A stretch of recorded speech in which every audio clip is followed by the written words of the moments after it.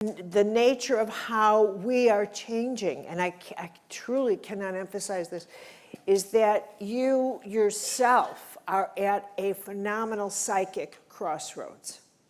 And you have to understand your own psychic nature. How many of you have had anything like I'm describing to you? Any kind of experience? How many have no sense at all of their intuitive nature? So I'm going to ask you again. How many of you, I don't get why, how many of you have had any sense of your intuitive nature? Thank you. Okay. Really? Okay, I'm jet-lagged, people. Let's just help me out here. Okay. Okay, so you have. And how many of you have felt that your intuitive nature is beginning to dominate your five-sensory nature?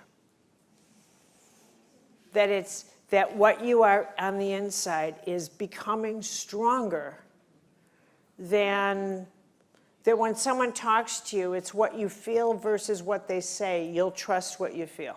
Yes. Okay, that's what I mean by this. That what you are instinctually feeling like, I need to create, I just feel like I need to do this, even though if someone said you don't have the background for this. That your non-background educated skill, being drawn into healing, being drawn into the creative arts, being called into, I don't know, holistic gardening because the garden, you have a garden rapport, being called as an animal healer, whatever it is, being called to create something because like a Bill Gates, you have a vision of something that hasn't been done before. People who are visionaries are usually plucked out of the world before education can get their hands on them, so that they're not damaged. Do you know what I mean? So they're not damaged, so they're not being told this is the way it is. They usually malfunction in conventional education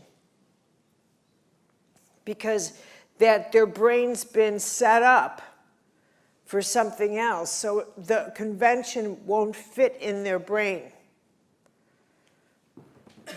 It's a prep school for vision.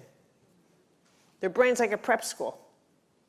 Okay, so you feel, and one of the greatest crossroad decisions you can make for yourself is how you treat yourself. Is whether or not you say to yourself, I must be nuts, or I have reached a profound state of inner perception. Is whether or not you highly regard your intuitive nature or not. Is how you regard yourself.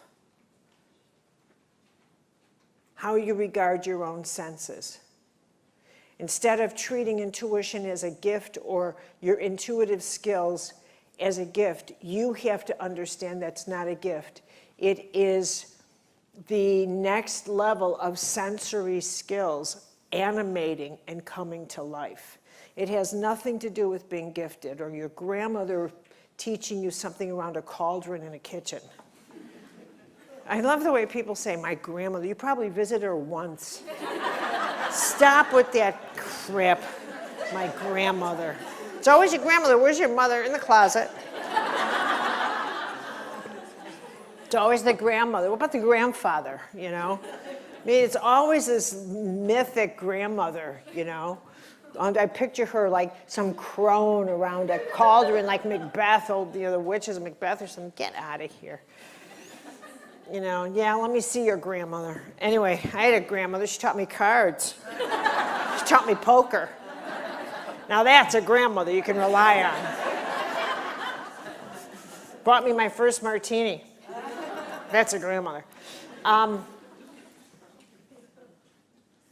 So this is when you are at your crossroads, how you speak of your own intuitive skill. Number two, when you are at the crossroads, the dynamics that bring you there, So let me describe this to you. If you look at when you are at decision points, let's talk about major ones that bring you there. Relationships, job, finances. Any of these critical turning points, your instinct is going to be, who will help me with this? Who will help me with this? Agreed? Yes! Yes! Okay, now, part 2 of that, and you have to pay attention to this one, is if someone comes in and helps you with it, you want that so that you can blame them.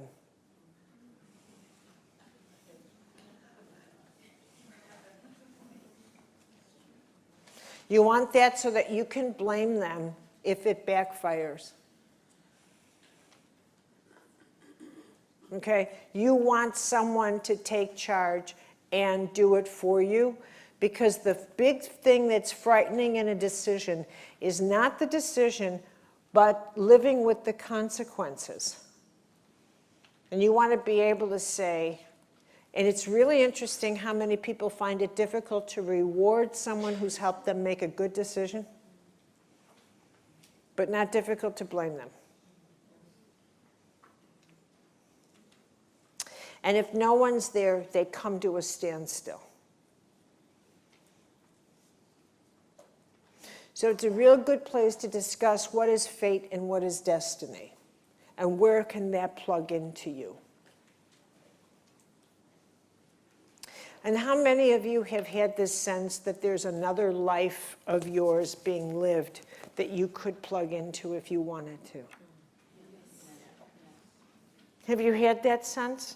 That there's another me living a life and I could plug into that, but where is it?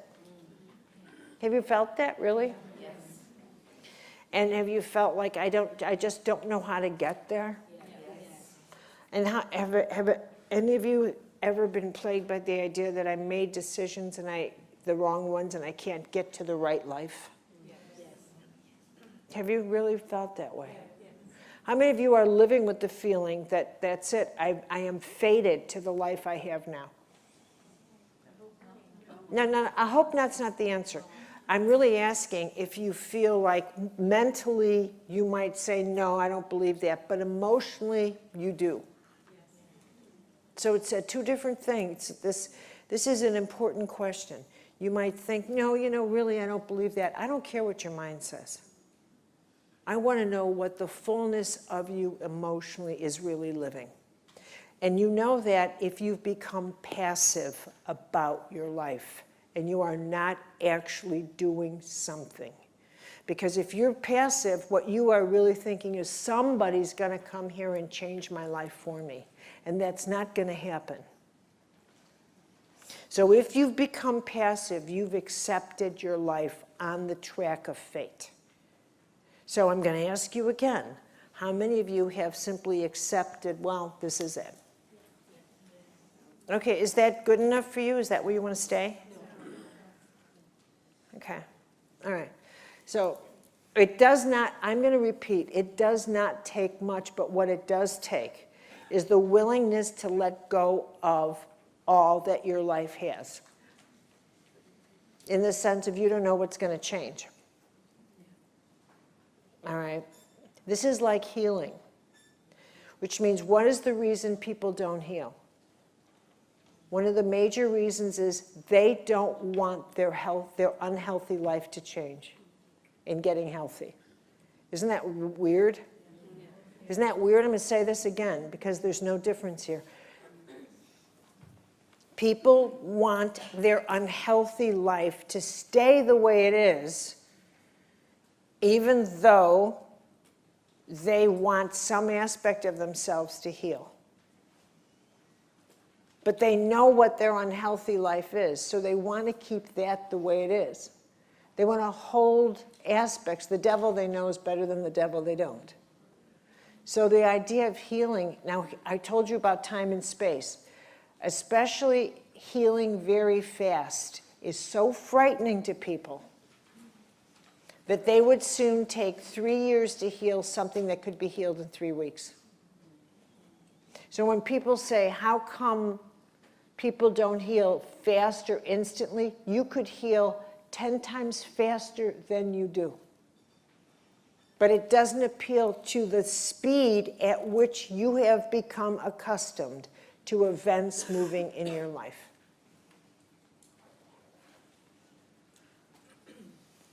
Okay? And this is the same thing at being at a crossroads. So you're at a crossroads, and you think, if I released what attitudes, how more quickly would something happen for me?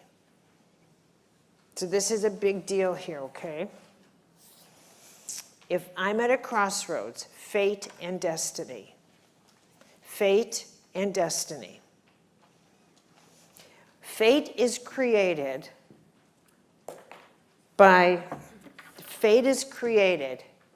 as a result of someone being afraid to make dynamic decisions in their life. So instead of making a dynamic choice at a crossroads, they choose what is familiar to them, or they give into fear. They give into familiar patterns, and they keep making the choices that take them backwards. Well, I'll just stick with what I know. When in fact, it's what you know that put you at the crossroads, because it's not working. But you keep choosing the old thing when you know it's not going to work. How many of you have continually chosen the old thing when you know it's not going to work? Okay? Okay? And so what you've done is you've fated yourself for the same outcome. The same outcome. Well, let's try this again. What's the definition of madness? Doing the same thing over again, expecting a different outcome. Okay? That's fate. I have fated myself. Destiny is when you choose the other road and say, I just know this, I can't go here anymore. I can't do this. I can't. So I don't know what's down this road, but it's got to be better than this, because I know what's down this road. And this is madness. So whatever it takes, I'm going down this road. And I'm not taking these clothes with, and I'm not taking anything. I'm just going. It's got to be better than this, because I know what this is. And I will only end up here again. It may be a week from now, maybe a month from now, but I will be right back here again, and I don't want to be. And this is how I'm passing the years of my life. Every 6 months, I'm standing right here again, and I'm wondering why nothing changes. This is why nothing changes. This is why I don't heal. This is why nothing changes, because I can't seem to choose that road. But I know what's down that road. That's right. You don't. Now go. That's exactly right. You don't. That's the purpose of this road. It's a new beginning. But I'm scared. Get going. I'm so sick of your scared crap. Go. Well, I'm scared. Go. So what if you're scared? You get no sympathy from me. I don't care if you're scared. Big deal. I'm scared. Go. Stop wimping, you little wuss. Get. What's that supposed to be? You think you get sympathy because you're scared? What do you want someone to do? I'm scared. So what? That's going to stop you for the whole of this gift of your life? Get going and get a boot up your ass. Scared. Get going. You think it's better to sit home and do nothing because you're scared? What do you want someone to do? I'm scared. Okay. Well, then let's sit here and watch your whole life go by, shall we? Is that better? Maybe eat the wrong food, because that'll bring you comfort because you're scared. Scared. Let's have a scared party. Bring all your scared friends. We'll all be scared. Let's watch scary movies. How scared are you? We'll have a support group. You scared? I'm scared. How scared are you? I'm really scared. La la la la la la. Okay, so you could see that I have a lot of sympathy for this. Because I do not support wasting your life. I will not. I will not. What are you scared of? Norm Shealy. Do you know who Norm Shealy is to me? He's my medical partner, best friend, forever friend, Norm Shealy. You all know who Norm. Norm got mad at me one time. 30 years, he gets mad at me once. But big mad. Big. He screamed at me. And that was it. And it was in a workshop. Scared everybody. Scared me. And I thought, how dare he? How could he yell at me like that? So for the next day, we're not talking to each other, and my stomach's in my mouth. I couldn't stand it anymore. He's teaching, I'm out of the room, I'm teaching, he's out of the room. I mean, really, right? I couldn't take it. So finally, I come into the room and I said, get over here. And I said to him, do you know how much I love you? I said, do you have any idea? Have you any idea? I said, do you know how old you are? Do you know how long? I said, you don't have enough years left in your life to replace me. I said, I have been with, really? I said, I have been with you 25 years. You don't have that many years left. I said, you think about that, buddy. I said, where are you going to find someone who loves you as much as I do? And who knows you, who has walked these years with you? I'm it. Shape up. I said, and I can't replace you. So knock it off. I can't go another night without sleep, can you? That was it. Done. See? So, that's what's true. That's not going to happen. Love doesn't disintegrate like that. It doesn't disintegrate because you've been inspired. Inspiration doesn't kill love. Who came up with that idea? What a folly. How could your inspiration kill love? How could light going on in your soul kill someone loving you? Will you think about that? Okay. So I'm going back to the question, fate and destiny, and you being at your crossroads. And you thinking, what's the worst that could happen to you? And how many times you have told yourself, how many of you times have you put your own light out? Oh yeah, I saw your eyes roll. How many times have you put your own light out? In big and small ways. So I'm going to try and explain this to you. And I say try because it's a tight one. This is a tight canal here.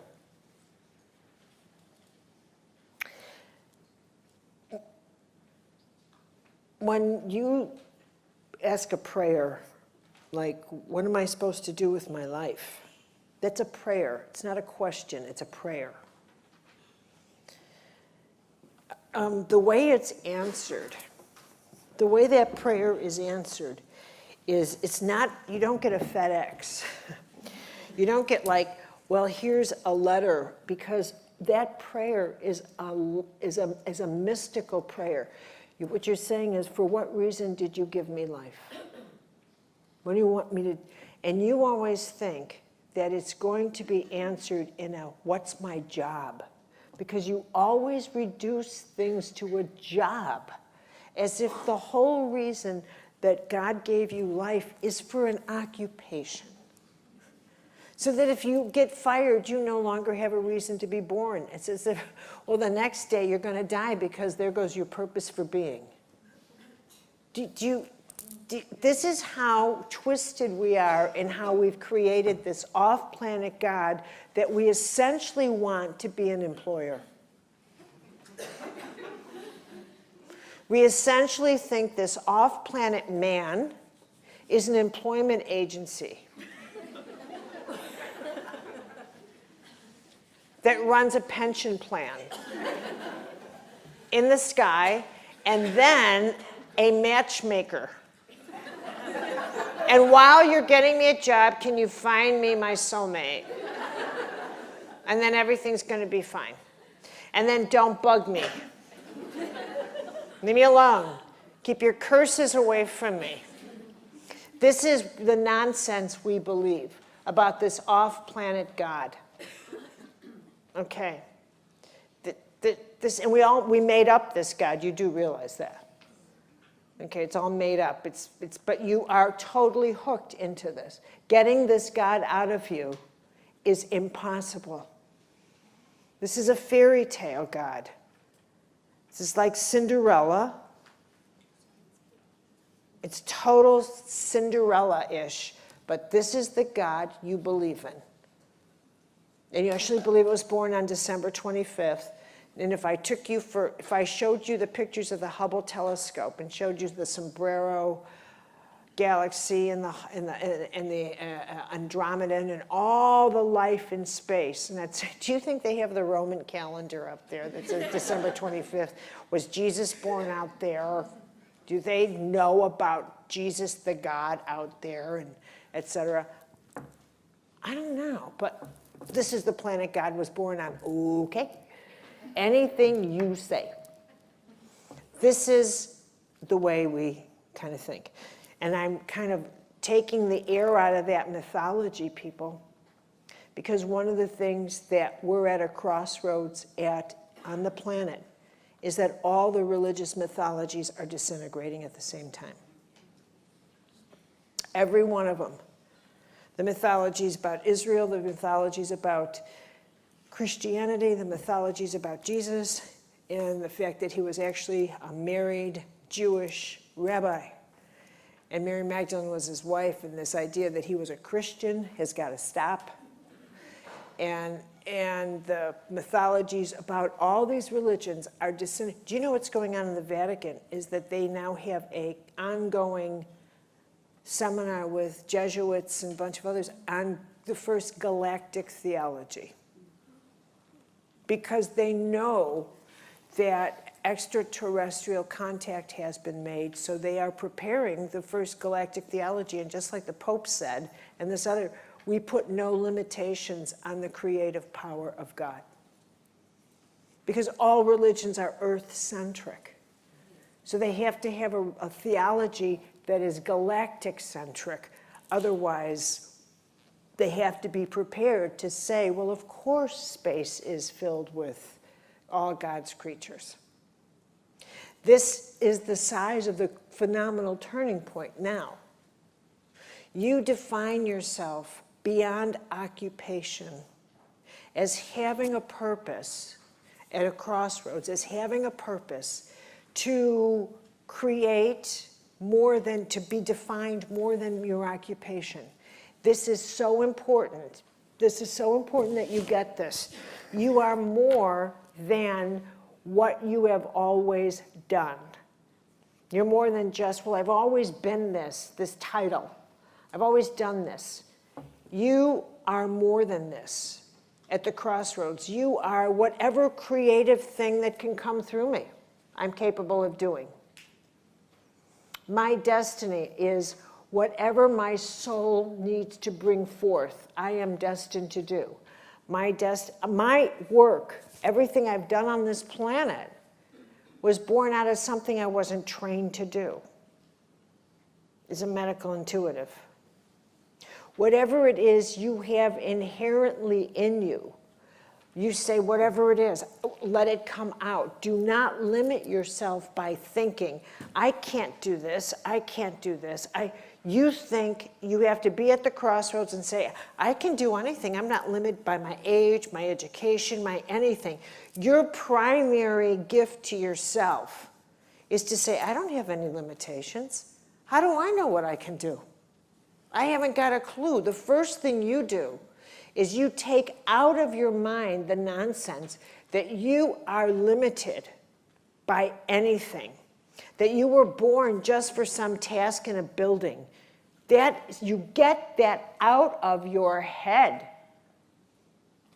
That you were, that of this nonsense, that you measure your worth by some occupation nonsense. You measure by your creative power, not your occupation. And you let your creative power take its shape. Let your creative instincts, let your soul instincts, and they respond to what's needed at the time. At the time, right now. There was once a time when I was a journalist and we typed on typewriters. Do you even remember a typewriter? My niece said, "What's that?" All right, okay. But now we respond to the times, and we create on computers. I never thought the day would come when I could write something poetic on a computer. They don't go together. You know what I mean? Poetry and computers, right? I mean, you can, but you adapt to the times. You adapt to the times, and you think, my age has nothing to do with it. That is an old world value. My age, my everything, has nothing to do with your creativity. Nothing.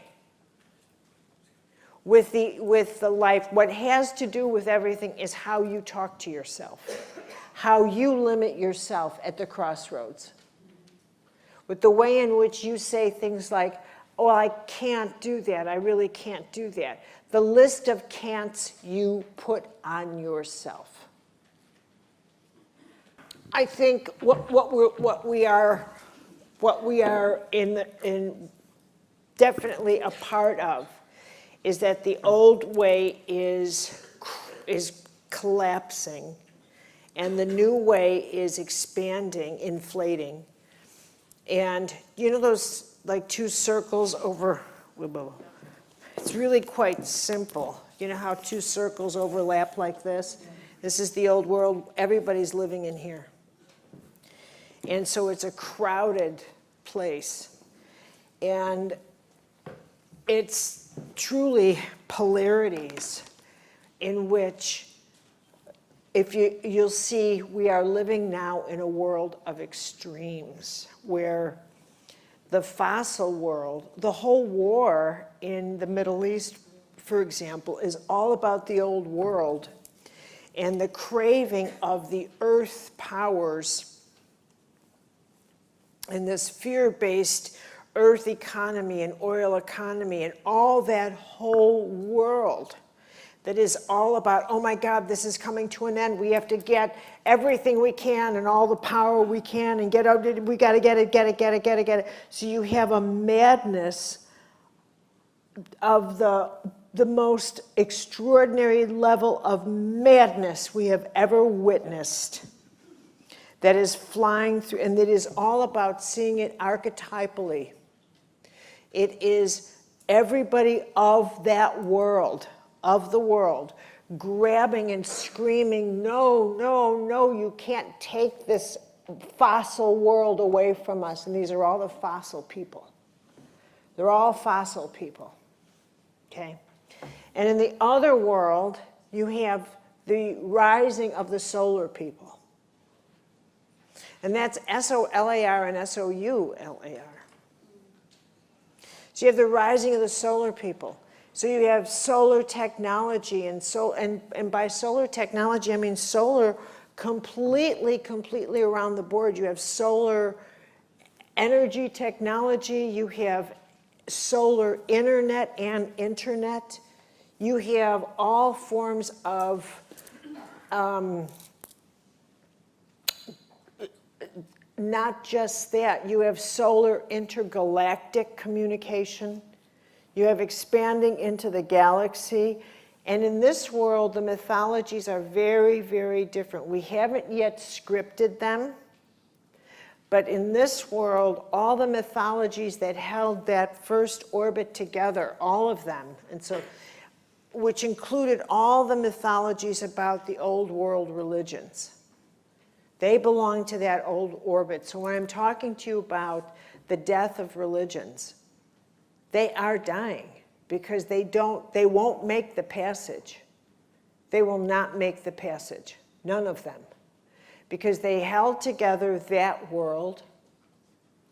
So they will not make the passage as they are scripted.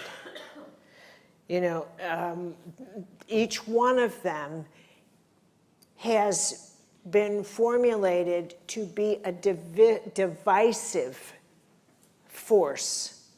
And because of that, they will disintegrate. The pieces of them that will be salvaged, for example, if Christianity, which is why you have 2 popes in the Vatican now, one of which said as soon as he walked in, this place is seriously evil, it's possessed. That's what Francis said. As soon as he walked into the Vatican, he said, this place is possessed. And of course, he's right.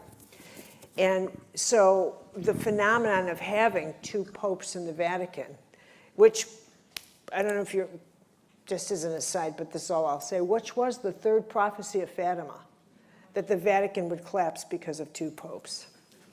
But blah, blah, blah.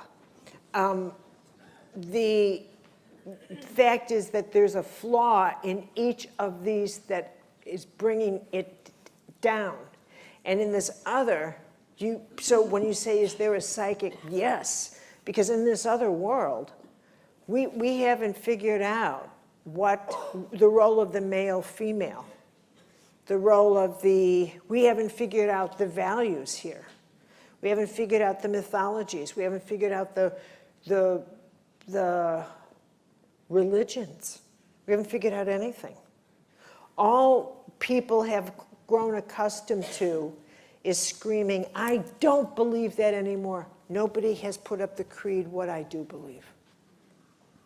Nobody.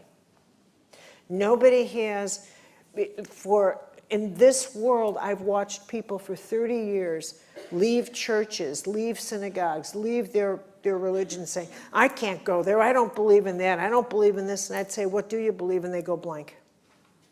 They go absolutely blank. They know what they don't believe, they don't know what they do believe. They're fragile as anything on the inside, and they don't know what their values are. I ask people what they value. They tell me things like convenience. Convenience is not a value. It's a preference. They want things easy, but they don't know what their own values are as human beings. They don't know how to recognize a moral crisis.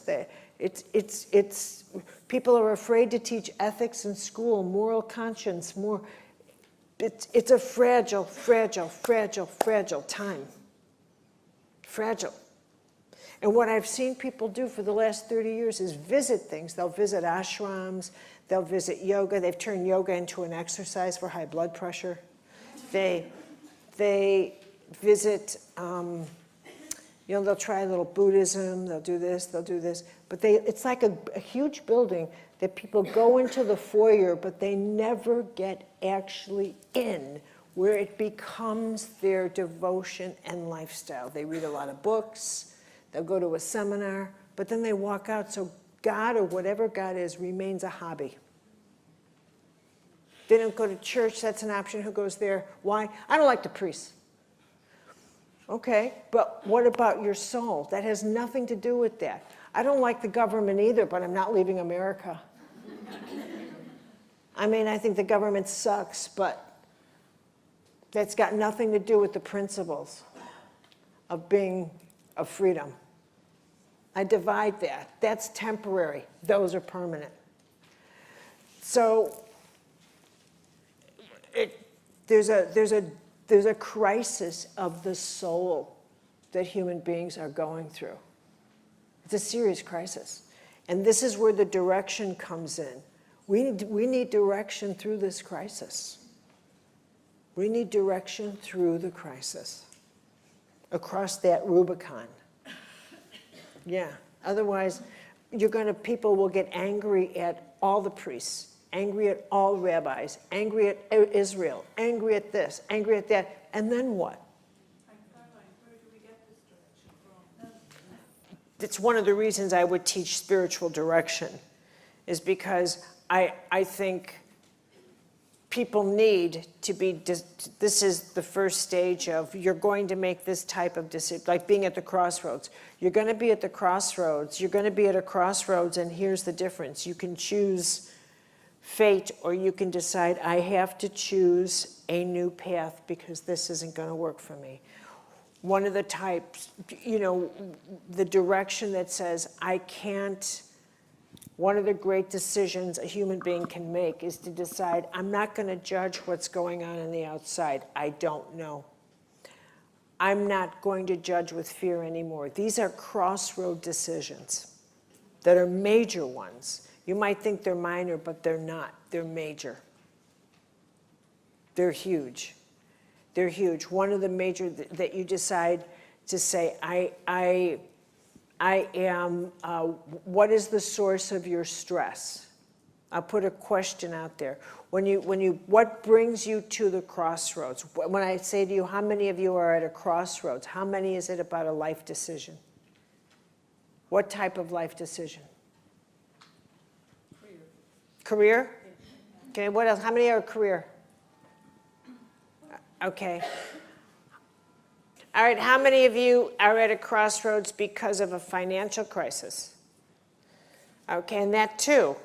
Okay, how many of you are at a crossroads for another reason? If you just go about your life, all will be well.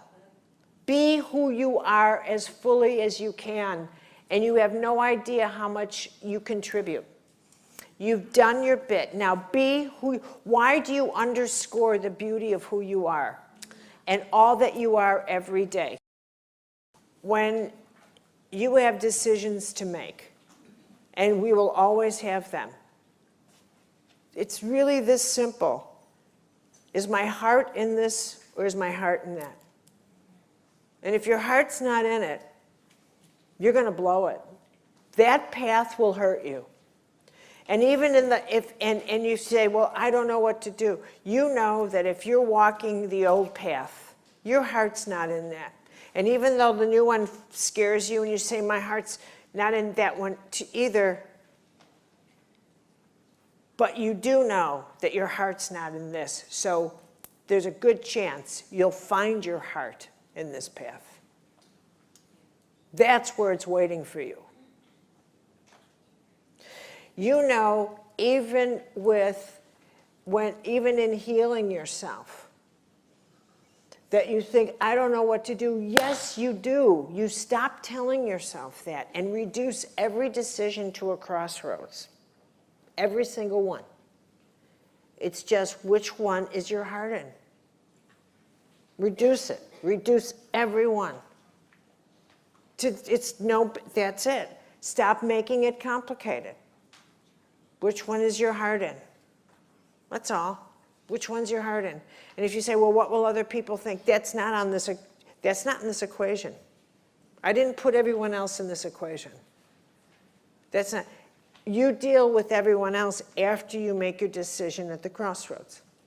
I've decided that I have to do this. Now deal with them. And after you think they're going to, oh my God, what? Now we're going to leave you, da-da-da. That's all nonsense. That's screaming and rattling pots and pans. And if they need to go rattle pots and pans, you sit down and say, you rattle, here's my number, call me when you're done. Don't let anyone scare you, because they're more scared than you. Only scared people make noise. You remember that. Only scared people make noise. It's, you know, if you resolve something within yourself, this is where you realize everything is just a theater. It doesn't matter where they put, this is where, and thank you for this, it's also where you get, it's such a brilliant crossroads. You could look at someone and say, I'm about to turn you into an archetype, so this could be our last personal conversation. Anybody? Yeah, I could do that to you too, but if you realize that you can, the playing field of your life can become very impersonal very fast, and that everybody in it, everything in it, everything is part of an archetypal drama. I know it may be hard to understand, but you have a mother, but even your mother's an archetype of a mother. You're the archetype of a daughter or a son. If you realize, I have a conflict, I have an issue with, I have an issue with, I have an issue with, I have a fear of snakes. It doesn't matter where you put me. It's got nothing to do about being in this place or that, or that person or this. Anybody who reminds me of a snake is someone I will instantly go like this. It's got nothing to do with them. It's not personal. It's not personal. As soon as you, at a crossroads, one of the great choices you can say to yourself is how I will resolve this is that I will see it as not personal versus personal. And I tell you, you will heal at maximum speed if you see things as not personal versus personal. Personal is the slow route. Not personal is the maximum. That will always be the case. Are you with me here? Yeah. Seeing something as personal, you will then, you do that because you need to get your licks in. Your pride got invested, your rage got invested, your anger got invested, and you've taken it, and it's really, really difficult because it feels like you're telling the person to let it go and you're not. You can still resolve all your issues. You can still tell that person what you need, but you've got to take your venom out, otherwise you'll lose yourself. You'll lose your soul. Okay, this is a great big huge, and the thing is, if you don't get the difference between these two, you won't be able to identify opportunities for yourself that you realize this could be a very big opportunity because you won't see clearly. You know, when you won't be able to say, I've got to make this decision. You look for all decisions to be great, big, huge, when you realize the greatest opportunities are usually very tiny. Very tiny. The greatest opportunities are often the ones in which you're able to break the habits that hold you back. Those are the biggest opportunities of your life.